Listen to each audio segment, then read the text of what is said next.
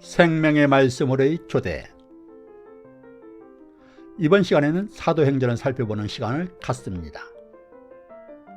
사도행전은 27권의 신약 성경 중에 한 권으로 누가복음을 저술하였던 이방인 위사 출신인 누가에 의해 쓰여졌습니다.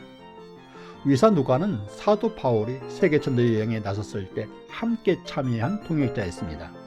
직접 보고 전해 듣고 경험한 것을 정리하여 바울이 로마 감옥에 투옥되었을 때 옆에서 수송을 들면서 기록한 것으로 알려져 있습니다. 사도행전은 복음서와 여타 신약 성경을 연결시켜주는 징검다리 역할을 합니다. 네 권의 복음서가 복음의 내용을 알려주는 원리편이라면 로마서, 고린도 전후서 등 여타 서신서는 이 말씀이 삶의 현장에서 어떻게 적용되었는가를 보여주는 실천편입니다. 사도행전은 신약성경 분리부에서 볼 수 있듯이 복음서와 서신서를 연결시켜 줍니다. 따라서 사복음서와 여타 신약성경을 하나의 통합된 생명의 말씀으로 이해하기 위해서는 사도행전을 바르게 깊이 있게 공부하는 것이 필요합니다. 이에 징검다리 방송에서는 사도행전을 앞으로 6편으로 나누어 방송될 것입니다. 당시 시대로 뛰어들어가 믿음의 선진들의 활약상을 소개할 것입니다. 구독과 좋아요는 우리에게 큰 힘이 됩니다. 16세기에 마틴 루터에 의해 시작된 종교개혁의 구호는 근본으로 돌아가져야 했습니다. 중세시대의 끝자락에 머물고 있던 가톨릭 교회는 비틀어지고 부패된 모습을 보였습니다. 이에 마틴 루터는 바른 교회의 모습을 갖추기 원했습니다. 종교개혁을 시작한 이유이지요. 이를 의회 표준으로 삼은 것이 있습니다. 오직 성경으로입니다. 중세교회가 부패한 이유의 하나가 성경을 표준으로 삼은 것이 아니고 인간들의 주장과 생각을 위배하였기 때문입니다. 물론 그 중앙에는 당시의 교황과 주교 등 사제들이 있었습니다. 마틴 루터는 초대교회를 모범으로 삼았습니다. 시대마다 각각 세워진 하나님의 교회가 있게 마련입니다. 그 중에서 본받아야 할 교회로 초대교회로 본 것입니다.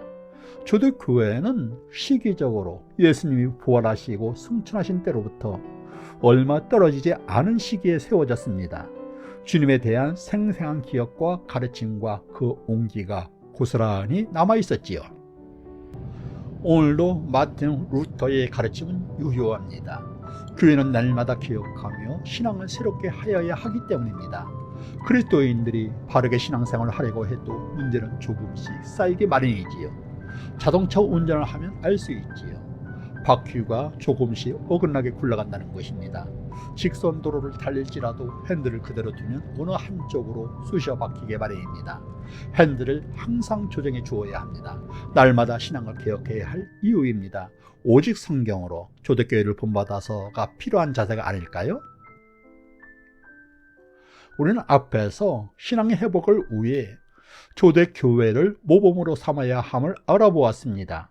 이를 위해서는 초대교회의 모습이 고스란히 담기고 기록된 로마서, 갈라디아서, 에베소서 등 각 서신서를 배워야 합니다. 각각의 서신서가 쓰여진 현장으로 들어가야 하지요. 복음이 확산되는 역사의 현장에서 들려지는 증인들의 생생한 목소리를 들어야 합니다. 탄식과 안타까움, 희생과 절망, 감탄과 감격의 음성들, 로마 교회, 고린도 교회, 에베소 교회, 갈라디아 교회가 있는 현장의 소리를 들어야 합니다. 그래야 사복음서에서 예수님이 보여주신 복음이 어떻게 현장에서 전해지고 실천되었는가를 알 수 있습니다. 사도행전은 주님으로부터 세상으로 파송받은 사도들이 세계 각 지역에서 복음을 전하는 과정을 보여줍니다. 세상의 어둠의 세력과 싸우며 교회가 세워지고 그리스도인들이 양육되고 생활하는 모습이 담겨 있습니다. 이런 과정에서 사도들의 오후에 서신서들이 쓰여졌습니다. 따라서 사도행전을 깊이 공부하면 서신서를 보다 깊이 있게 공부하면서 초대교회의 모습을 볼 수 있습니다. 이것이 사도행전을 깊이 있게 공부해야 할 이유와 그 유익입니다. 위사 누가가 사도행전을 기록할 때는 분명한 목적이 있었습니다. 사도들이 각 지역에서 죽음을 두려워하지 않는 용기로 복음을 전파했습니다. 그 열매로 각 지역에서 큰 박해 속에서도 신앙 공동체가 세워지고 성장하고 다시 확산되었습니다. 이런 과정을 교회의 역사라는 이름으로 기록하여 후세에 남기고자 했습니다. 우리는 과거 역사를 왜 배울까요? 역사란 무엇일까요? 과거 현재의 대화라고 합니다. 과거를 통해 오늘의 우리의 모습을 살펴보고 미래에 나아갈 방향을 세우기 위함이지요.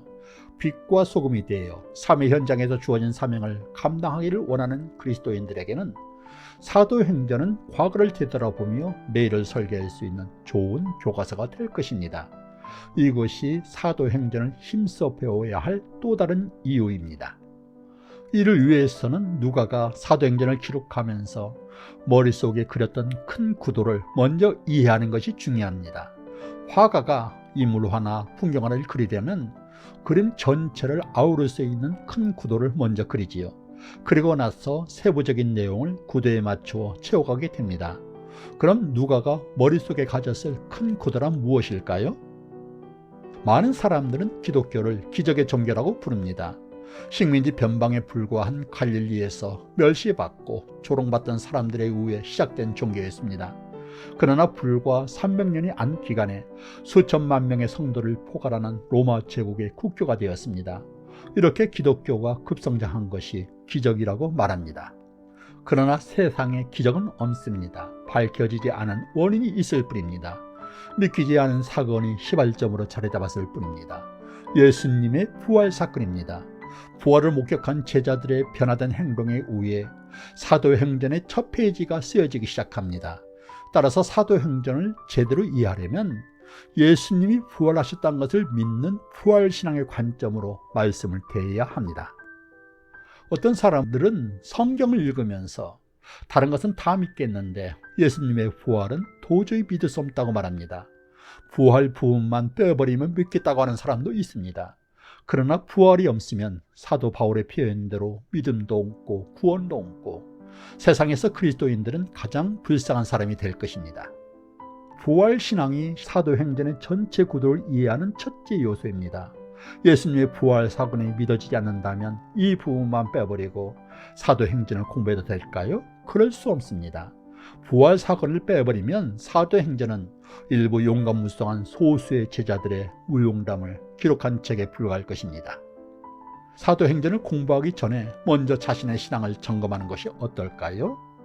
나는 예수님의 부활을 믿는가?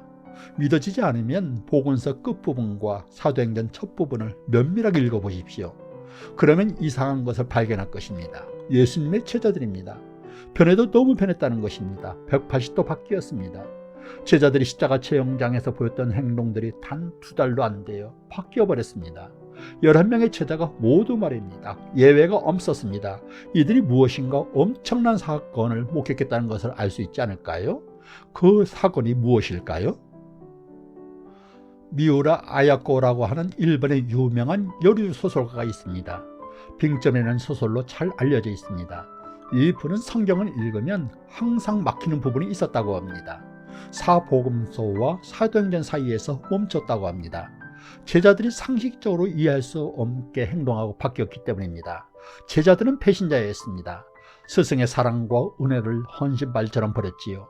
예수님의 십자가 체형장에서 예수님과 엮일까봐 멀리 피하고 숨어버렸습니다. 그런데 2달도 채 안 되는 시간에 제자들이 변했습니다. 숨어있던 자리에서 박차고 밖으로 나왔습니다.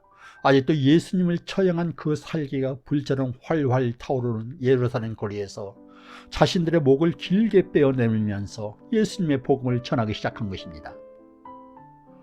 어떻게 일이 변할 수 있을까? 미우라 아야코는 이해가 되지 않았다고 합니다. 사람은 쉽게 변하지 않기 때문입니다. 아니, 본바탕은 변하지 않지요. 사도행전을 계속 읽지 못하고 멈추곤 했답니다. 그런데 어느 한순간에 번쩍 스치며 지나가는 생각이 있었다고 합니다. 그렇다. 이들은 부활하신 예수님을 만났던 것이야. 제자들은 엄청난 사건을 목격한 것입니다. 부활을 목격한 것이지요. 그제서야 아야코는 제자들의 변한 모습이 이해가 되었다고 합니다. 그 이후부터 미우라 아야코는 예수님의 부활 사건을 거짓이 없는 역사적 사건으로 믿게 됐다고 합니다. 부활 사건은 사도행전의 깊은 속사를 제대로 이해하고 우리 것으로 만드는 가장 중요한 사도행전의 구도입니다. 둘째로 하늘의 소망을 두고 살아가는 사람들입니다. 부활신앙은 이 땅에서 살아가면서 목표로 삼고 바라보아야 할 소망이 무엇인지를 보여줍니다. 천국의 소망을 두고 이것을 위해 준비하는 인생입니다. 우리가 이 땅에서 사는 기간은 80년, 90년에 불과합니다. 이곳에서 삶이 전부라면 육신을 위해 하여야 할 일이 많을 것입니다. 여행도 다니고 좋은 집도 마련하고 만나는 집도 먹어야 되겠지요. 그러나 이 땅에서 인생이 전부가 아닙니다. 비교할 수 없는 더 좋고 영원한 세상이 다시 시작되지요. 그렇다면 세상 사람들처럼 살아갈 수는 없습니다. 하늘의 소망을 두고 살아가게 됩니다. 사도행전에서는 이렇게 하늘의 소망을 두고 살아가는 사람들의 행동과 삶을 보여줍니다. 셋째로 순종하는 그리스도인이 있었습니다. 그리스도인들은 자신들에게 유리하게 환경과 처지를 만들어가는 사람들이 아닙니다. 하나님이 만드신 환경과 상황 속에 들어가 씨를 뿌리고 과실을 거두는 농부들입니다. 사람이 살아가면서 많은 노력을 했음에도 실패하는 이유는 환경 때문이지요. 불리한 상황 때문이지요. 그래서 주변을 원망하고 환경을 탓하기도 합니다. 그러나 그리스도인들은 하나님이 예비하심을 믿는 사람들입니다. 불리하게 돌아가는 환경을 변하여 복으로 만드시는 하나님의 역사를 믿는 사람들이지요.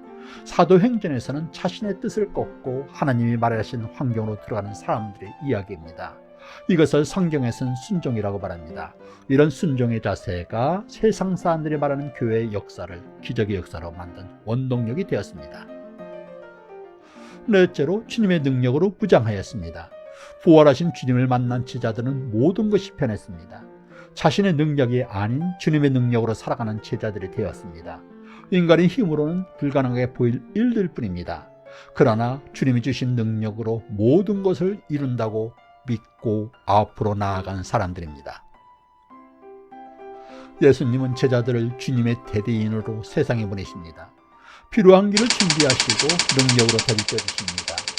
바울의 고백을 들어보시지요. 내게 능력 주시는 자 안에서 내가 모든 것을 할 수 있느니라. 성령의 능력이라고 말합니다. 주님이 주신 능력에 의지하여 사명을 이루는 사람들의 이야기가 사도행전입니다. 그래서 사도행전을 성령행전이라도 부릅니다. 구독과 좋아요는 우리에게 큰 힘이 됩니다.